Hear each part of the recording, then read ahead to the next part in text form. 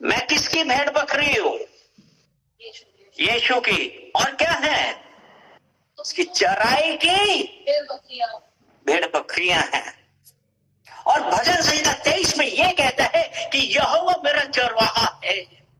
वो हमें कहां ले जाता है? हरी भरी चराइयों में। वो कब? जब हम ये स्वीकार तो करें।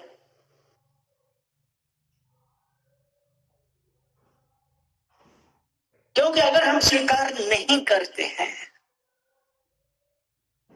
तो हम क्या करते हैं? अपनी परेशानियों को पहले रख देते हैं।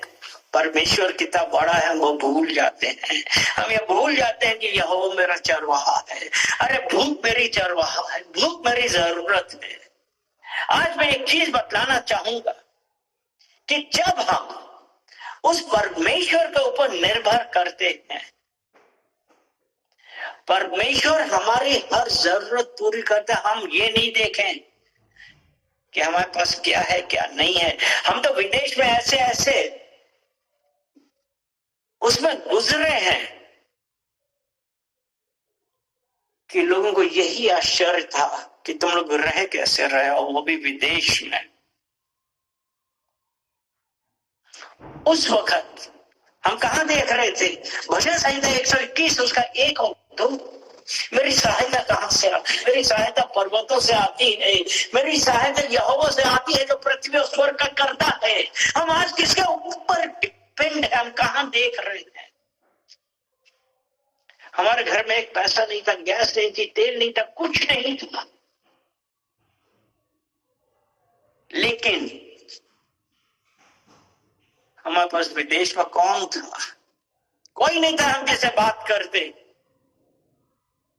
मैंने अपनी वाइफ से कहा कि हम रोज सुबह मैसेज भेजते हैं, आज हमारे पास सिर्फ इतना पैसा है कि कल सुबह के मैसेज में भेज पाऊं लोगों को। और आप सबको पता है कि मैं यहाँ पे भी सबको रोज सुबह मैसेज आते हैं। शायद 3:45 बजे भेजा है या 3:30 बजे सुबह मैसेज भेजा है। हम अपनी वाइफ को लेके निकले। हमने कहा वाउचर खरीद लाए, सुबह तो मैसेज भेज ही दे। क्योंकि जब हम ईमानदारी में चलते हैं, हम घर से बाहर ही निकले थे, बंगले से बाहर आए थे, कंपाउंड से बाहर आए थे, हमारे पास एक फोन कॉल आई, अरुण कहाँ पे हो? हमने कहा हम बाहर हैं। उन्होंने कहा कि हम तुम्हारे घर के बाहर खड़े हुए हैं। और ये बहुत बड़े लोग थे। हम वापस गए और वो अपना ड्राइवर लेके नहीं आए थे, स्वयं गाड़ी चला के आए थे। घर खोला, बैठाया, बातें आते करी उनसे। फिर उन्होंने क्या किया? उन्होंने कहा मैं अपना दशमांश देने के लिए आया। हालांकि वो हमारे चर्च के मेंबर नहीं थे, कुछ नहीं थे। हम सिर्फ उनको बाइबल कैसे पढ़ा रहे थे, हम उनको हर रोज वचन भेजते थे। उनको कुछ भी प्रॉब्लम होती थी वो हमको कॉल करते थे, हम उनको बता देते थे, एक्सप्लेन करते थे। और वो दशमांश 1000-2000 नहीं था, 1000-2000 नहीं था, 10,000 नहीं था।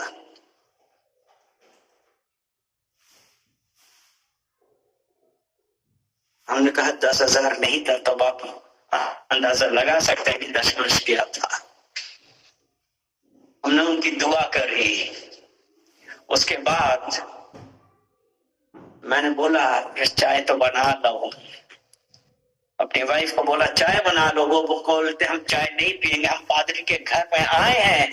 तो हमारी मेज पे एक दिन पहले के 2 केले रखे हुए थे। उन्होंने केला उठाया, जो गल भी गया था वही खा लिया। क्या कह के खाया? कि आज हम ये परमेश्वर के दास के घर का फल खा रहे हैं और मैं आशीषित हूं। वो खा के चले गए। उसके बाद मैंने कहा चाय तो बना लो। गैस थी नहीं, जान करने की गैस नहीं थी, चाय पत्ती नहीं थी, तेल नहीं था। लेकिन हमारा भरोसा यहोवा पे था। हम वो उतना पैसा लेके जो सिर्फ आज के लिए हमारा फोन चार्ज करता, सिर्फ उतना पैसा था मेरे पास। मेरी सहायता कहां से आती है? यहोवा मेरा चरवाहा है। इंडिया होता तो हम किसी को भी फोन करते, हालांकि यहाँ पे भी हम किसी को फोन नहीं करते हैं।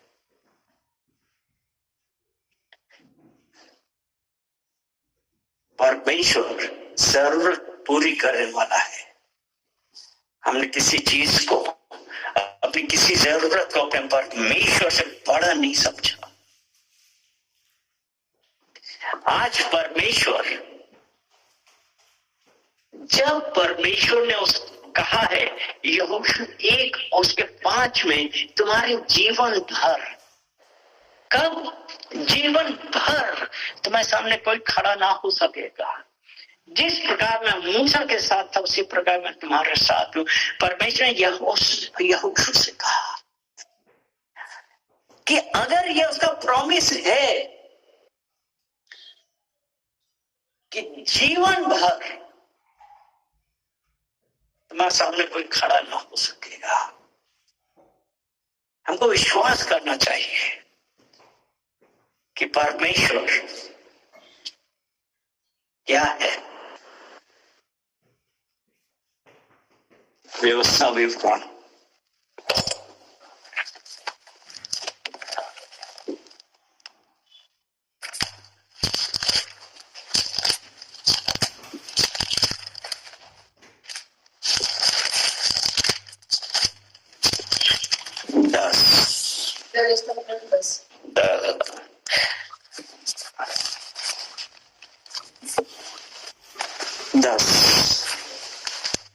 उसका 17 वचन। क्योंकि तुम्हारा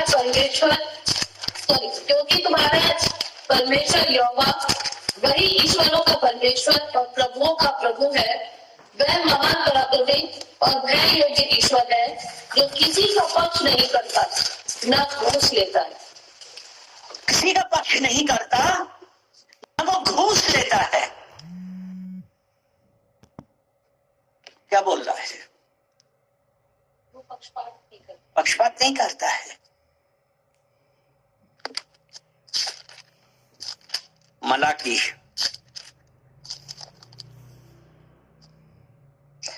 उससे पहले हम गिनती देखेंगे। गिनती 23 उसका 19। गिनती 23 उसका 19। ईश्वर मनुष्य नहीं कि झूठ बोले, और ना वह आदमी है कि अपनी इच्छा बदले। ना वो आदमी है कि अपनी इच्छा बदले। क्या जो उसने कहा वो ना करे? क्या वह वचन देकर उसे पूरा ना करे? एक बार फिर से इसको पढ़ा। ईश्वर मनुष्य नहीं कि वो झूठ बोले, और ना वह आदमी है कि अपनी इच्छा बदले। ना वो आदमी है अपनी इच्छा बदले। ये नहीं कहेगा क्या अच्छा मैंने ये कहा था, मैं तुम्हारे लिए करूंगा, कहा था। अगर उसने कहा वो करेगा, ना अपनी इच्छा बदले। क्यों? क्या जो कुछ उसने कहा उसे ना करे? क्या जो कुछ उसने कहा वो ना करे? क्या वह वचन देकर उसे पूरा ना करे? क्या वो वचन देकर उसे पूरा ना करे? अगर वो कहता है फिलिपियों 4 उसके 19 के अनुसार वो कहता है मैं तुम्हारी हर जरूरत पूरी करूंगा, वो करेगा। लेकिन हम कहां पे भरोसा रख रहे हैं? मलाकी 4 और मलाकी 3 उसका 6। मलाकी 3 उसका 6, पुराने नियम की अंतिम किताब।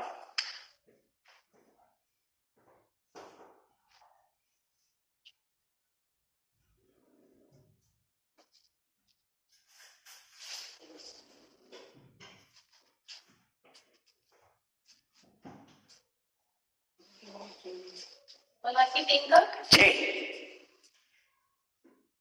मैं यहोवा बदलता नहीं।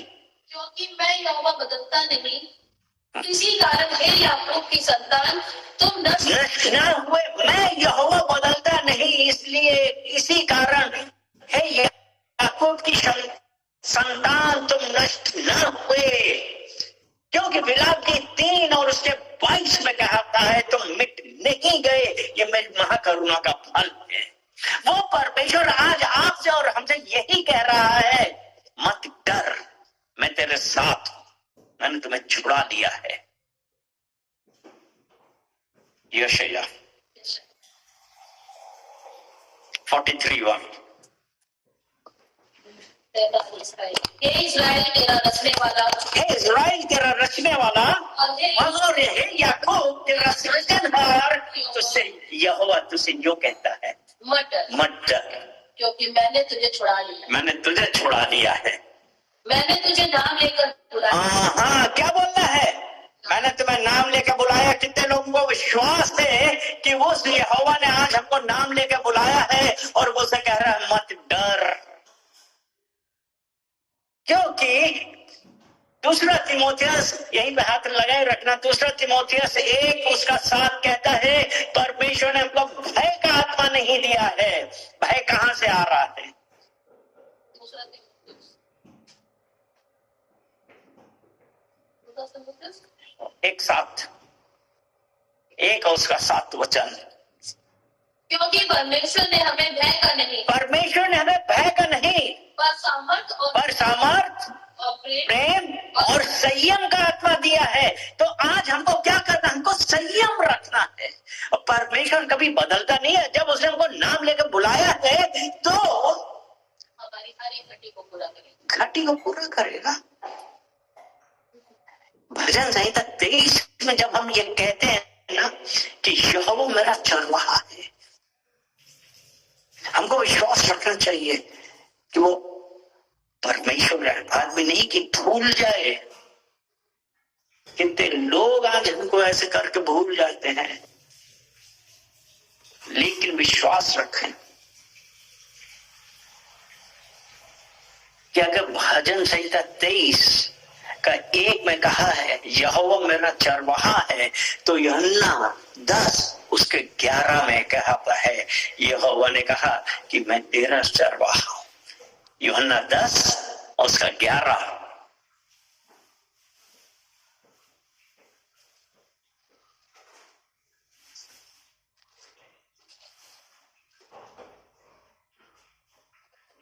अच्छा चरवाहा मैं हूं।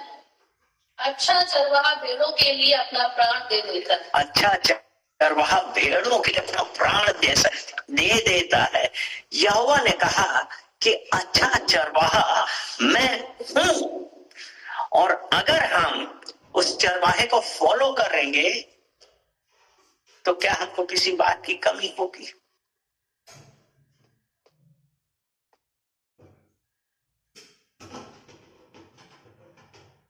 लेकिन जब हम यहोवा की ओर देखने की बजाय और चीजों पे ध्यान देने लगे हैं,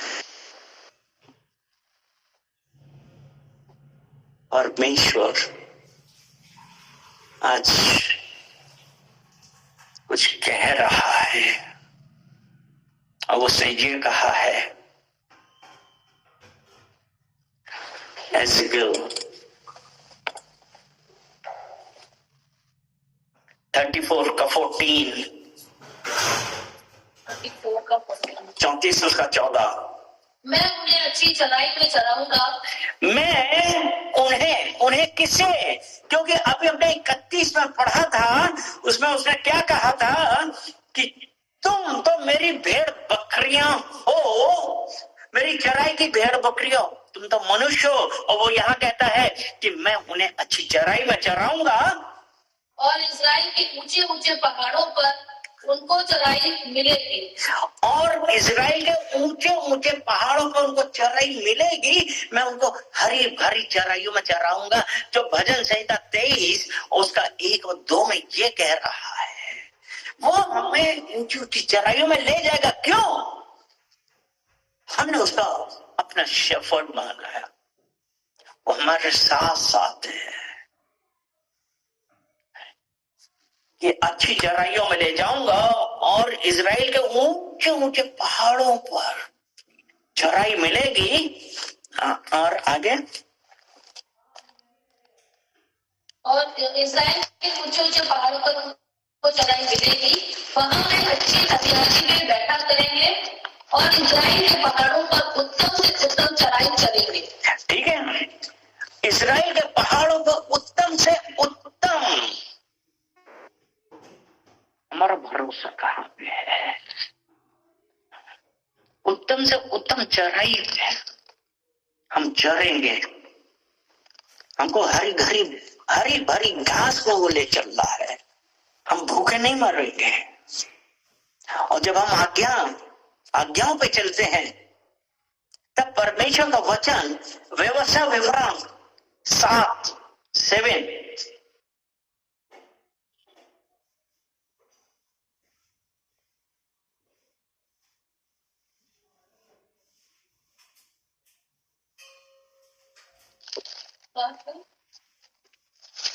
7 का हम पढ़ेंगे 12।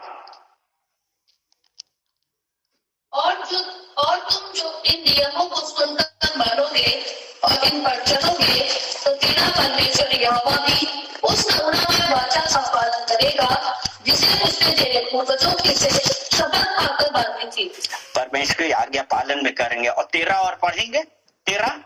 और वह तुझसे प्रेम रखेगा, वो तुझसे प्रेम रखेगा और तुझे आशीष देगा और गिनती में बढ़ाएगा। और जो देश उसने तेरे पूर्वजों से शपथ खाकर तुझे देने को कहा, परमेश्वर ने शपथ खाके, परमेश्वर ने जो हमें पूर्वजों से क्या कहा था, उत्पत्ति 12 उसका 1 और 2 में हम देखते हैं। यहाँ हाथ यहीं पे लगाए रहो। उत्पत्ति 12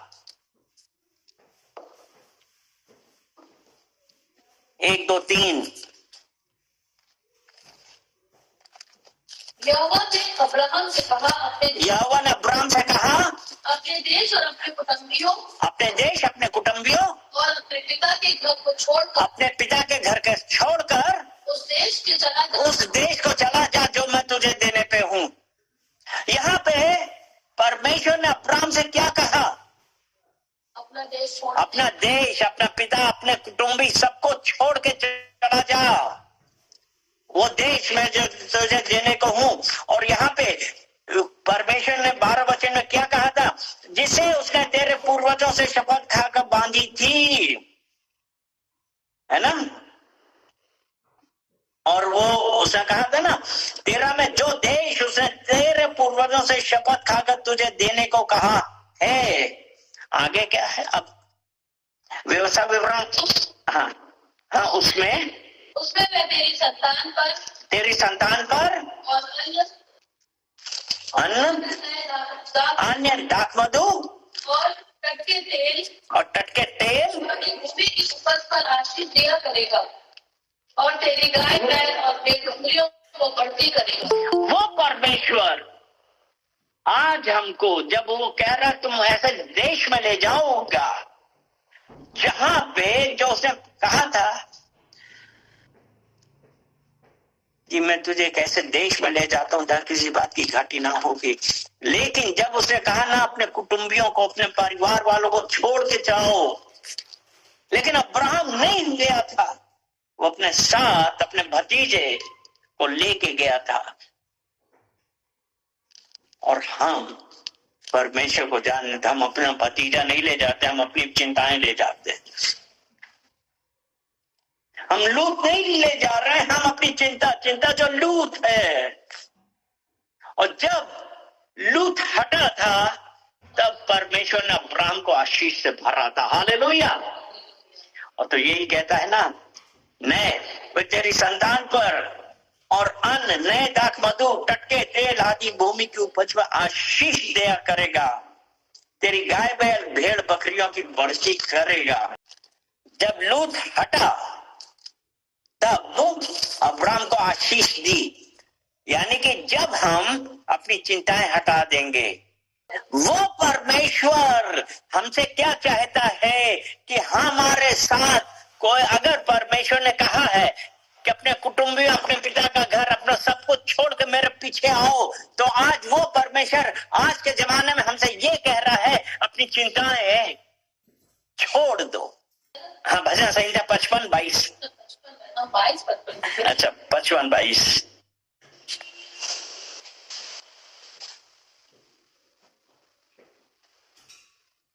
अपना बोझ यहोवा पर डाल, अपना बोझ यहोवा पर डाल दे, तुझे संभालेगा, वो तुझे संभालेगा।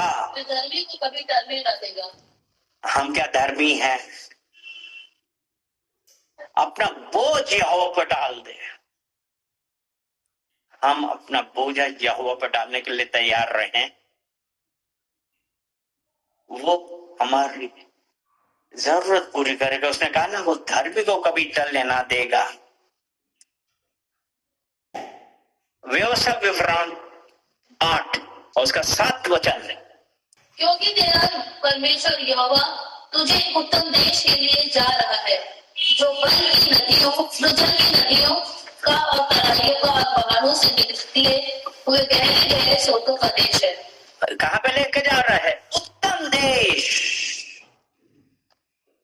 कहां पे लेके जा रहा है? उत्तम देश में। वो कैसा है? कैसा देश है? कहां पे लेके जा रहा है?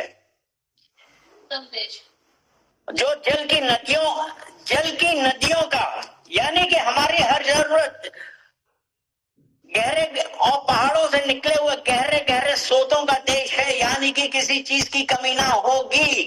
क्योंकि भजन संहिता 1 उसका 3, भजन संहिता 1 उसका 3, वह उस वृक्ष के समान, वो उस वृक्ष के समान है जो गहरी बहती नालियों के किनारे लगे हैं और अपनी ऋतु का फलता है, वे फलता है। हर ऋतु में वो फलेंगे।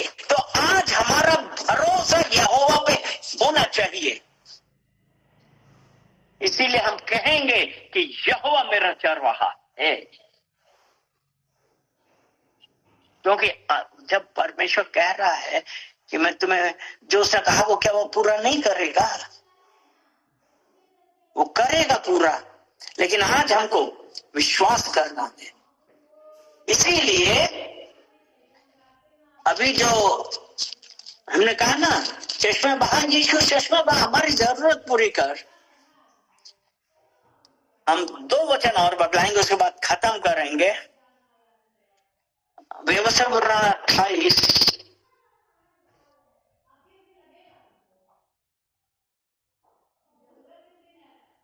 उसका 7, 28 7 और 8 दोनों पढ़ेंगे। यहोवा ऐसा करेगा, जो शत्रु जो तुझ पर चढ़ाई करेंगे वे तुझसे हार जाएंगे, वो तुझसे हार जाएंगे। वे एक मार्ग से तुझ पर चढ़ाई करेंगे, हाँ, और 7 मार्ग से भागेंगे। परंतु तेरे सामने से 7 मार्ग से भाग जाएंगे। तेरे गत्तों पर, तेरे कामों में तू हाथ लगाएगा, उन सबों पर यहोवा आशीष देगा। इसलिए जो देश तेरा परमेश्वर यहोवा तुझे देता है, उसमें वह तुझे आशीष देगा। आशीष देगा। आमीन। आमीन। क्योंकि वो परमेश्वर तेरे शत्रु जो तुझ पर चढ़ाई करते हैं, और कहां पे हमें दिमाग में करते हैं, हमारा हृदय से फिर हम कुछ परमेश्वर के ऊपर नहीं भरोसा कर पाते हैं। लेकिन आज परमेश्वर ने हमसे एक बात कहा है, यशायाह 30 और उसका 21 वचन। यशायाह 30 और उसका 21 वचन। जब कभी तुम दाहिने या बाईं ओर मुड़ने लगो, तब तुम्हारे पीछे से यह वचन तुम्हारे कानों में पड़ेगा, मार्ग यही है, इसी पर चलो। मार्ग यही है, इसी पे चलो। यशायाह 30 उसका 21। क्योंकि 30-21 से पहले मैं एक दिन फिर से भजन संहिता 23 में आता हूं। भजन संहिता 23 उसका 3 वचन सेकंड पार्ट पढ़ेंगे।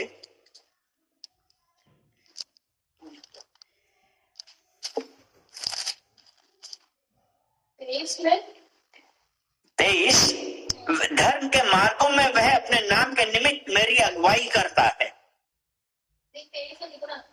23 का 3 वह जो मेरे जी में जी ले आता है, धर्म के मार्गों में वह अपने नाम के निमित्त मेरी अगुवाई करता है। यानी कि वो हमको अपने राइटियसनेस के रास्ते पे लेता है ना, ठीक है, धर्म के। तो जब हम यीशु पे आते हैं तो हमें वो सही रास्ता दिखाता है, ठीक है।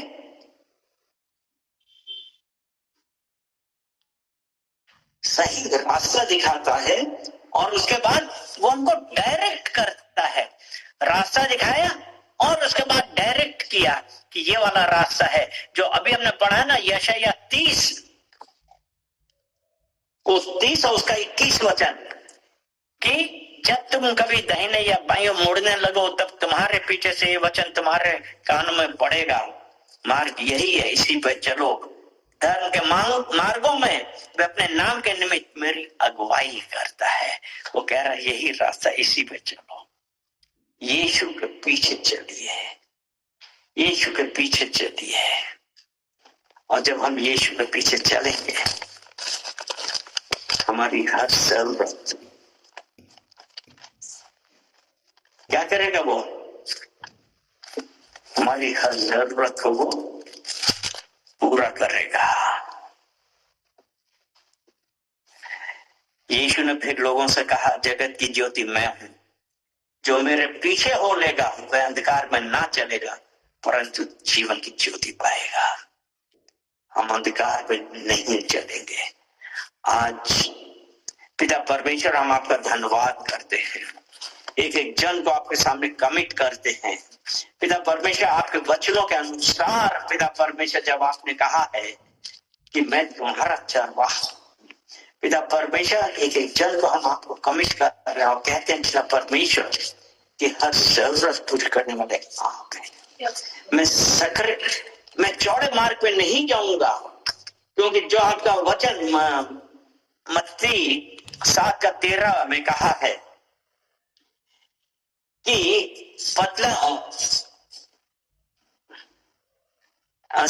मत्ती 7:13 उसमें परमेश्वर का वचन कहता है, चौड़ा है वो मार्ग जो विनाश की ओर ले जाता है। मत्ती 7 और उसका 13,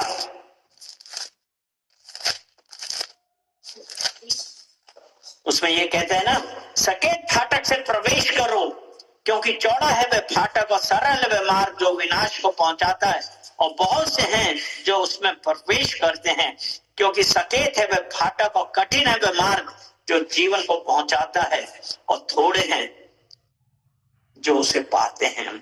पिता परमेश्वर, हम चौड़े फाटक से नहीं वरन पिता परमेश्वर हम आपको फॉलो करना चाहते हैं, आपके पीछे आना चाहते हैं। पिता परमेश्वर हमारी सहायता करें। एक एक जन को हम आपको कमिट करते हैं और इन वचनों के अनुसार पिता परमेश्वर प्रत्येक को आप अपनी आशीष से भरिए। आपने कहा है कि आप हरी भरी चढ़ाइयों के पास ले चलते। धन्यवाद देते। Hallelujah, hallelujah.